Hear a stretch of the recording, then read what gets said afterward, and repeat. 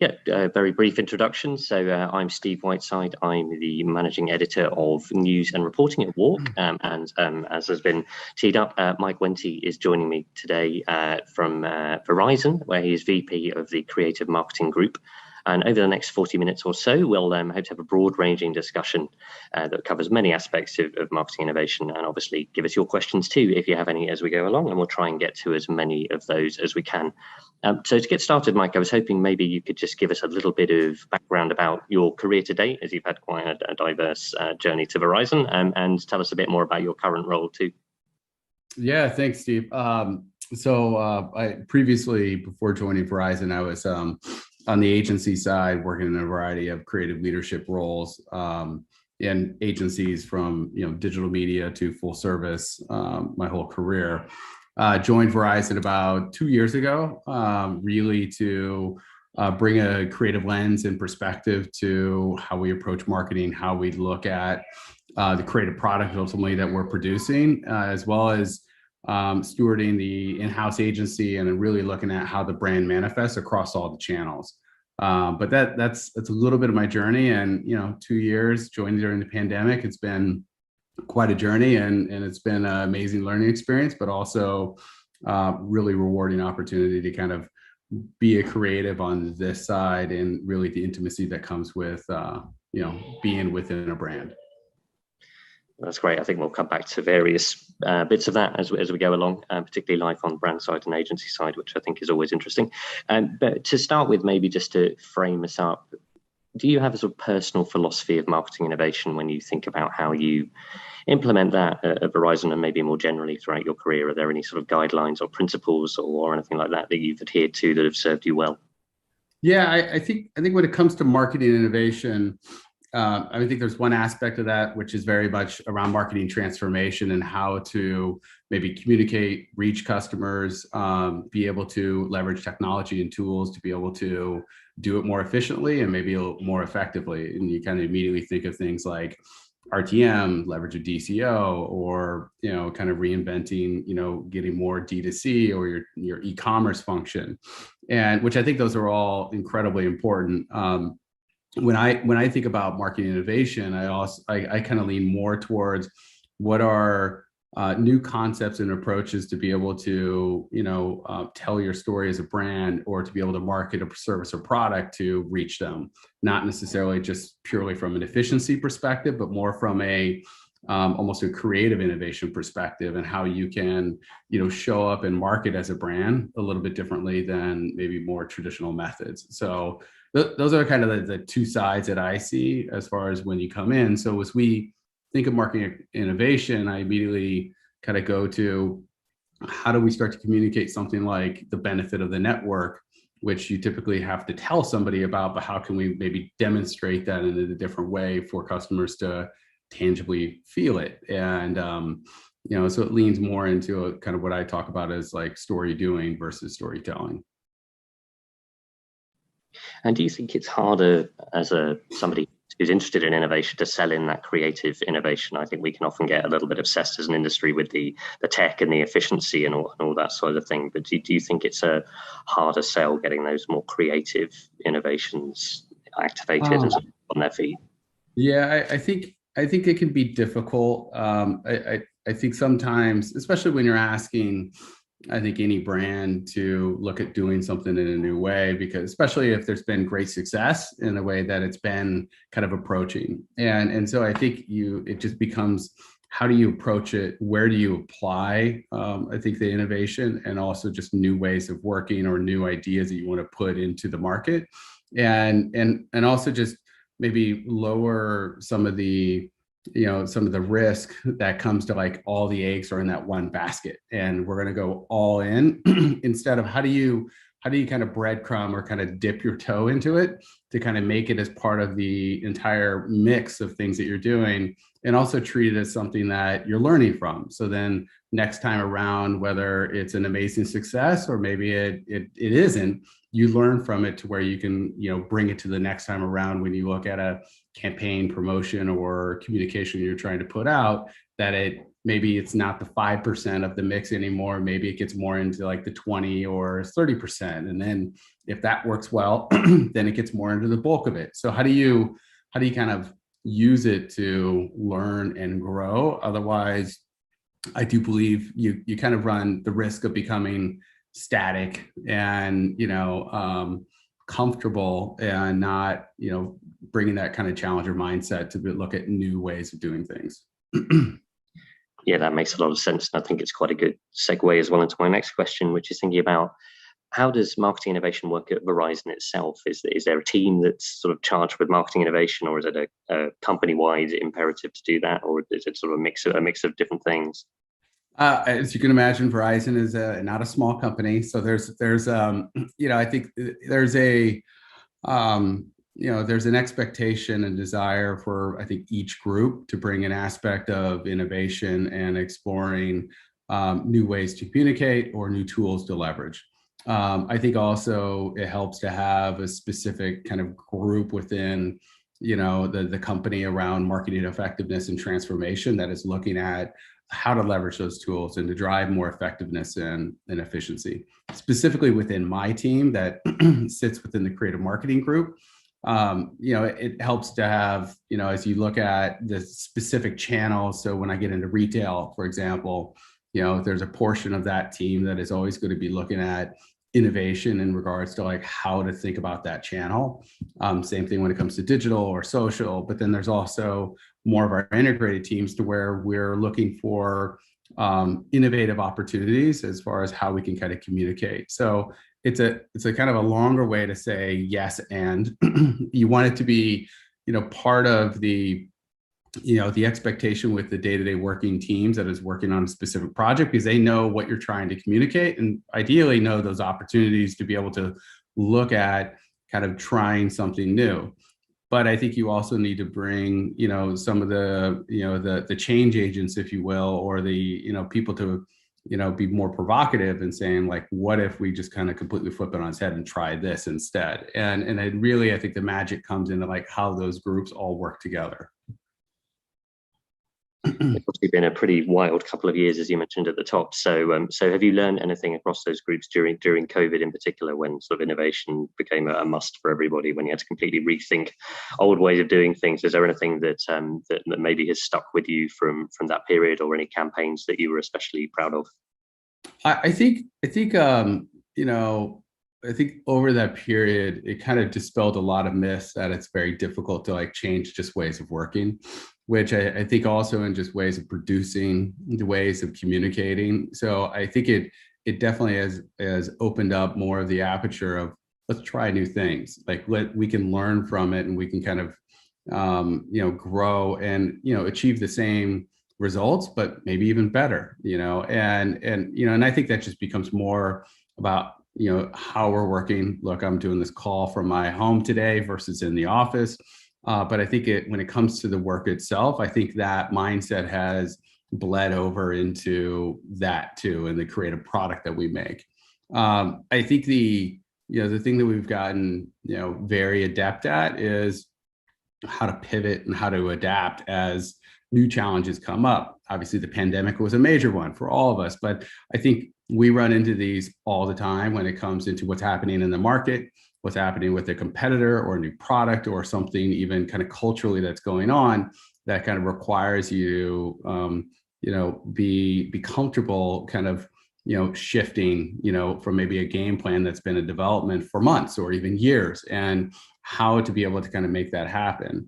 One piece that I'm really kind of extremely proud of is this project we did with the Met Unframed, and it was initially a very specific kind of execution, definitely much more experiential in nature, and then the challenges that presented it allowed it to take a new direction, but also just conceptually and creatively and executionally become so much more effective, and I think beautiful in how it came to life. And ultimately around how do we, the challenge for us is constantly how do we dimensionalize the benefit of a network, something that's invisible, kind of intangible. Unless you're on it, you really can't kind of feel the difference and see that it is a platform for creativity and innovation. So we're always looking for those opportunities to be able to demonstrate that. So this project that we did with the Met called the Met Unframed, was how can we take something that is in a physical environment and bring it to those that are at home, that haven't been able to go to a museum, and also just to look at, the benefits of, a network that has high performance, low lag, and being able to transform yourself to the Met, but also bring the Met maybe to your living room.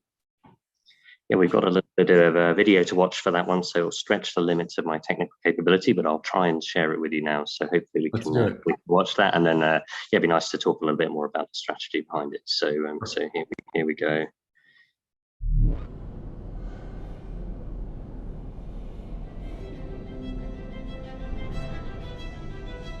There's a new experience at the Met, which sounds pretty cool. The Met and Verizon launched the Met Unframed. You can explore the digital galleries and play games that unlock augmented reality versions of some of the museum's most famous works.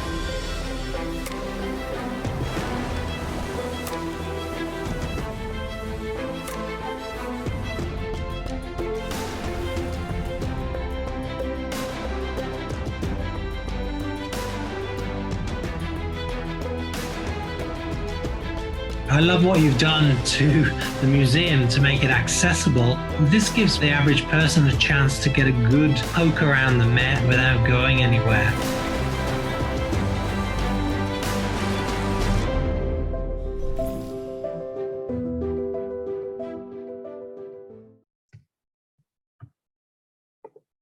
Yeah, that was a really compelling piece of work, and maybe unusual for a brand like Verizon to insert itself in that space.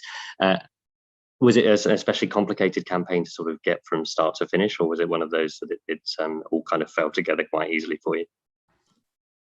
I think when you're trying something new, it's you're always going to run into those, like, how do we bring others along? How do we maybe get comfortable in space to where we don't know necessarily what the final outcome is going to be? I mean, we had a good idea that there would be a lot of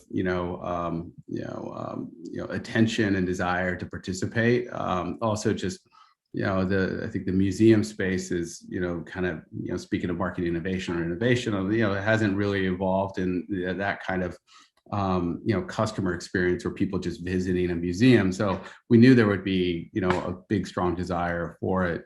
But I think learning along the way and bringing others as you start to test it, and you start to see how it comes to life. And then, once it starts to feel tangible, then it becomes, rather, not easy, but, you start to get more of a snowball effect as far as getting into execution. And we've launched that at CES, where our CEO Hans was doing the keynote presentation, along with a lot of other kind of innovations and projects we were working on too. So it had a great platform.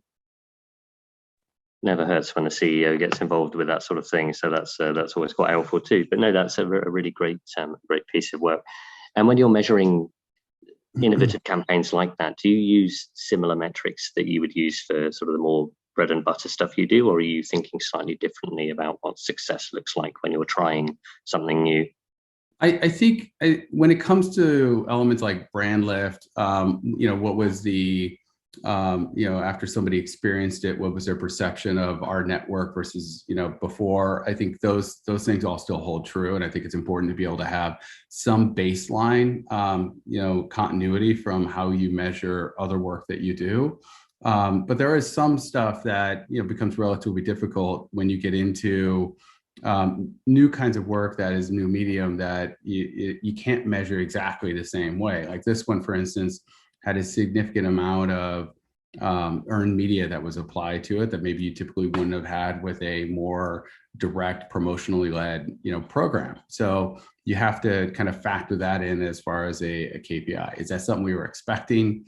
Yes, that was the goal, to be able to get a fair amount of of that kind of brand love that was coming with it, but without being able to see the tangible benefit or attribution to 5G, then it would have just been an art piece. And so I think that's critical as we look into space like this.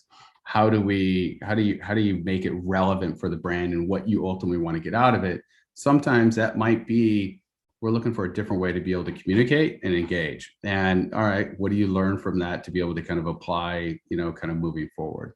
I think for us, being able to see a fair amount of, I go back to story doing or magnetic kind of marketing that people are drawn to be able to communicate a product benefit or service, like our network in this instance, had a stickiness with it that, was really, really effective. And also, something we want to continue to explore.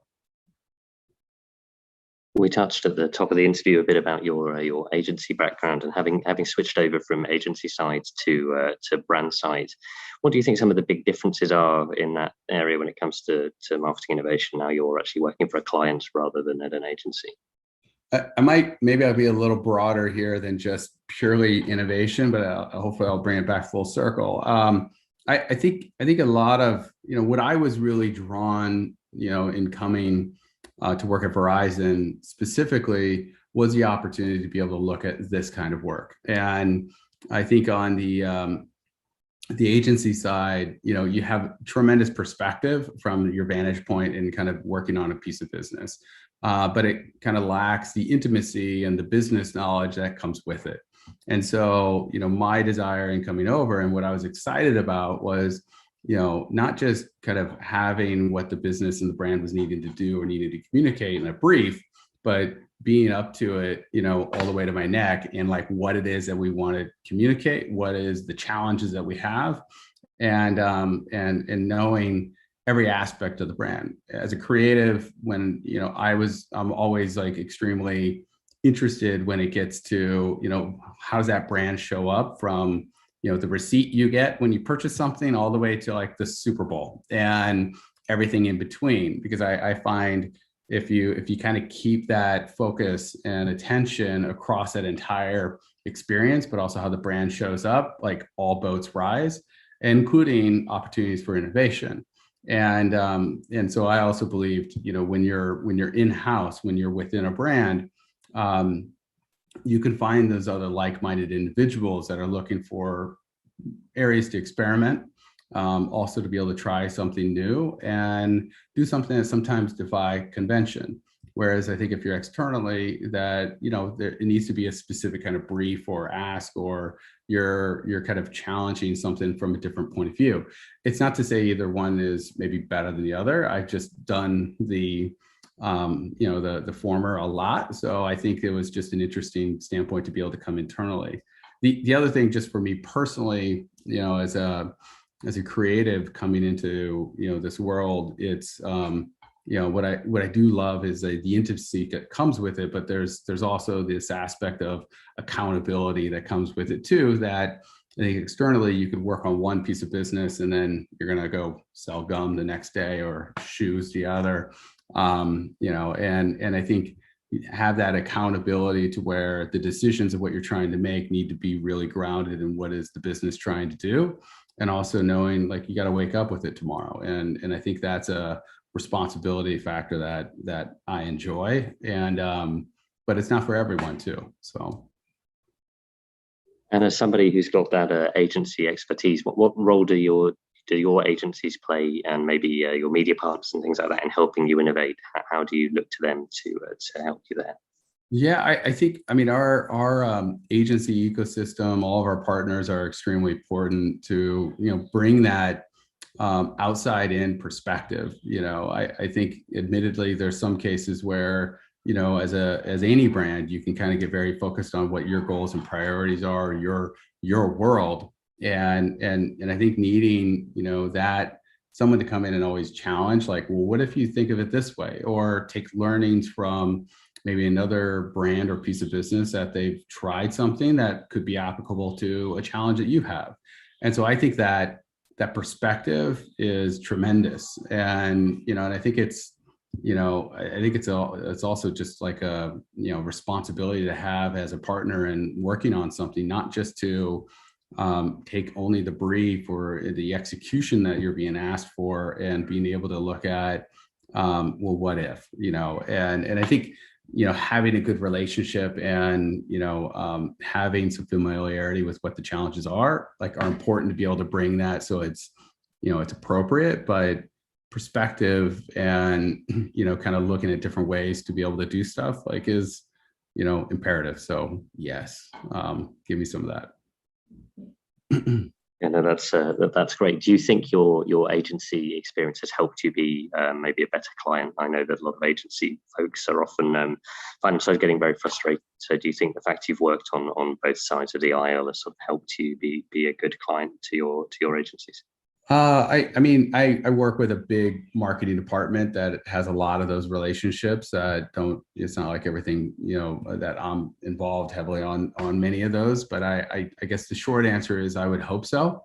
And I believe so. I think understanding, as a former creative, what did I need to know in a brief, and how much, especially in trying to steward a creative idea to its execution, but also, being able to kind of have, a certain, taxonomy and shorthand when it comes to some of the work that you're wanting to be able to bring to life, or even, reference out in the world in the industry.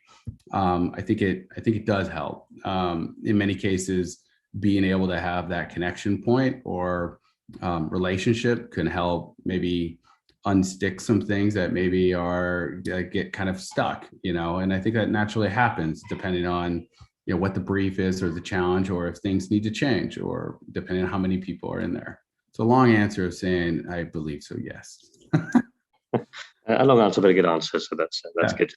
Yeah, I want to go back to another campaign of yours, the 9/12 campaign, which I think is a really, really very moving and very powerful piece of work. So again, I will try and share it so we can watch the video for that, and then I think it would be really good to hear more from you about sort of some of the thinking behind the campaign, how you landed on it as an idea, and again this sort of story doing idea, which I think it's a really powerful example of. So I will just bring that video up now, and then hopefully we can talk about it.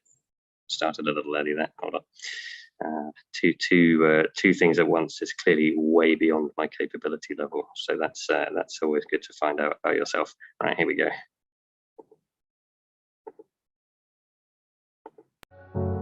9/12, the untold story of reconnecting New York.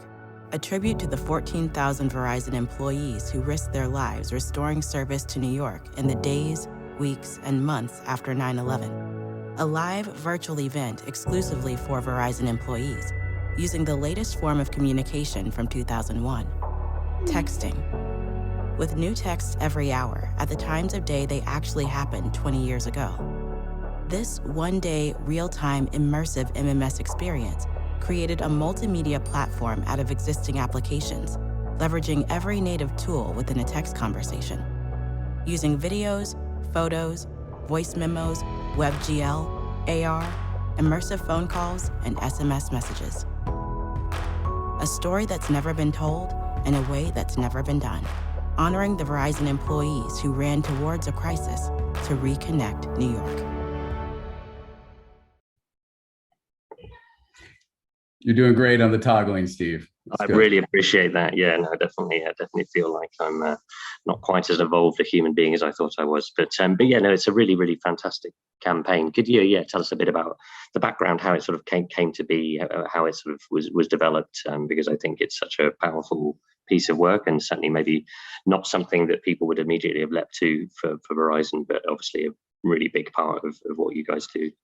Yeah, I think I even in building on our previous conversation about, I think, the relationship between being a creative within a brand and also even our external partners, that whereas sometimes they bring that perspective from the outside in, I think this one is a great example of, that perspective that, really only an internal, organization or creative group could have brought something like that to life.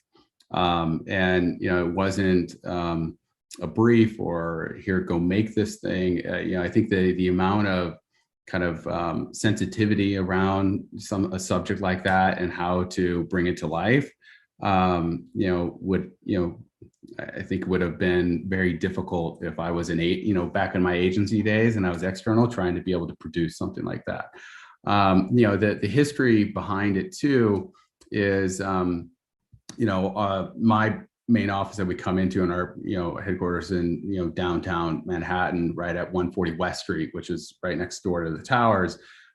You can't help but kind of get a sense for like where you're at and everything that's happened there. And my boss, Andrew McKechnie, who's our CCO, would talk about when they were starting the in-house agency. He was handed a manila envelope, of like all these historical photos of that day, and parts of World Trade that was coming into the building, and just all the workers, and just really almost like an archival kind of history of the day itself, and also not just the building and the area, but also the stories of Verizon employees kind of coming to basically reconnect Lower Manhattan, and then stories came to it where our CEO at the time was on the phone constantly with the president at that time too, and part of it was the impetus of like reconnecting Lower Manhattan was to be able to get Wall Street and stock exchange working, to be able to be a sign that the terrorists didn't win and really go after our capitalism. And knowing that the thousands of Verizon employees that and that's why it was called 9/12, because it was immediately the very next day of springing into action to be able to start working. And as Andrew would share this envelope and start telling about the story, it was just, it's just such a moment of pride, I think, as a Verizon employee, that what the company did, and just the impulse to act, and also just realizing, I'm 2 years in. Think of all the new employees that have started over those last 20 years that maybe don't even know this story, because it's not something that you go out and you try to share broadly. And it's just, coming up on the 20th anniversary, it was like, we have to do something around this. And that's where, the idea when we talk about, marketing innovation, but it's communication innovation of how do we maybe use, one of the most intimate things that we have, like the phone, but also texting, which is even like a more intimate, app on that phone that you communicate in, to be able to talk about that day in a very linear storytelling format, using your phone. And we interviewed all former employees. It was, incredibly,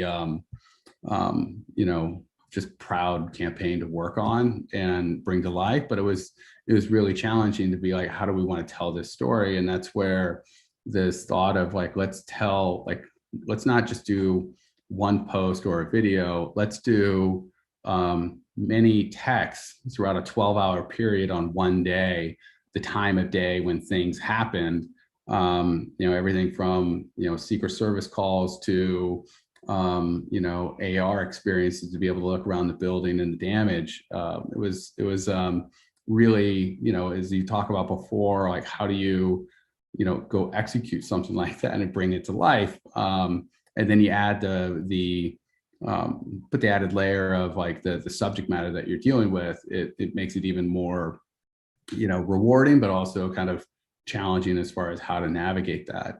But that's a little bit of the history around it, and even just we wanted to really pay homage to how we were bringing it to life too, versus I think in a bit more traditional format in the past would have been much easier. No, it's really a wonderful piece of work.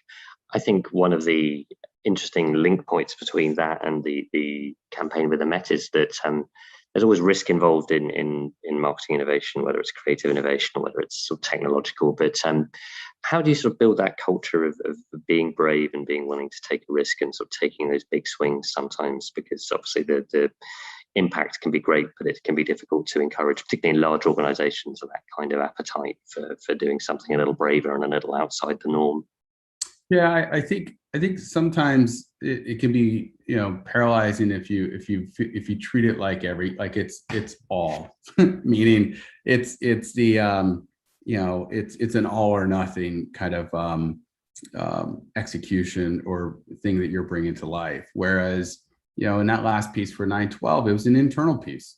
I think and granted, it's 130,000 employees internally, and it's a big group and the subject matter, but also, I think it kind of helps put in perspective maybe some of the risks, whereas there's less of a business risk to that. Whereas I think, on the Met Unframed piece, it was a very small piece in context of a much larger 5G nationwide, campaign that was all being rolled out. So, and that's why I go back to, just being able to, kind of calibrate what it is you're trying to be able to do and put it in perspective, I think kind of lowers and takes some of the pressure off of, what if it doesn't work? And I think embracing, if it doesn't work, we'll learn from it and continue to get better.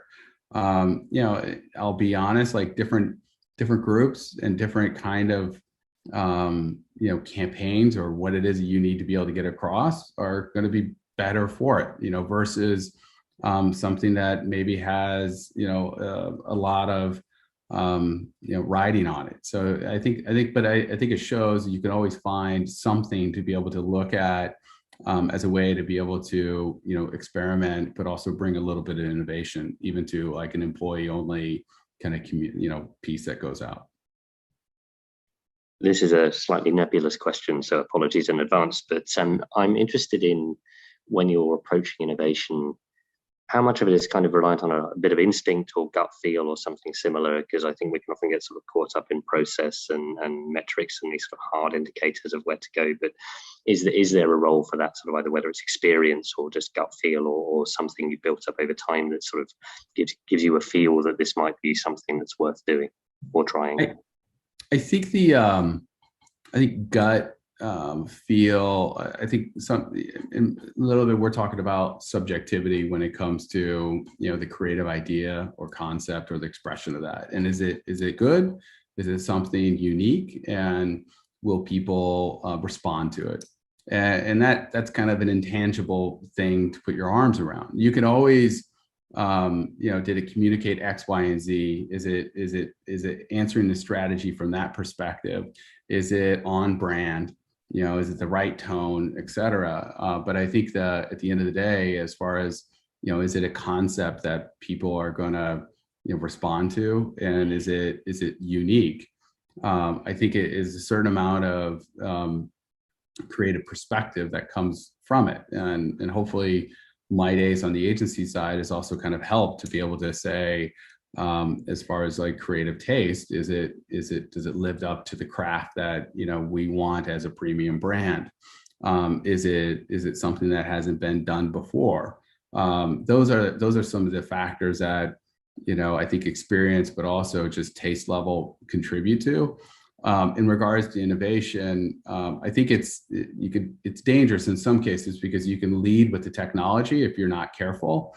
And there's many times to where, you can be like, hey, I got an AR idea. And it's like, yeah, but that's not an idea, like you're leading with the execution. So I think it's like, how are you grounding it into, what's the business or brand problem or opportunity that you're trying to be able to go and address, and then let the innovation and the execution of that like help support that and be part of that concept, versus I think the other way around is when you're kind of, leading with the execution versus really what is it grounded in the business? I think you may have slightly answered this question, but I guess, yeah, the flip side of all that is there's a lot of hype around at the moment around different things, whether it's NFTs or the metaverse or anything like that. So is that the way you also then avoid just jumping on the latest shiny object or the latest bandwagon? Is it that sort of laser focus on the brand and the objectives first, and make sure you're not doing things just for the sake of doing them? Yeah, I mean, it wouldn't be an innovation conversation if we didn't like touch on metaverse or something. I think the allure to say like, hey, I want to go do an NFT thing can start to sometimes outweigh the why. And I think that's a very good question for any brand or marketer, is to like, what is this helping do? And what is our right, what do we want to ultimately get out of this? And what do we want it to be able to go and achieve?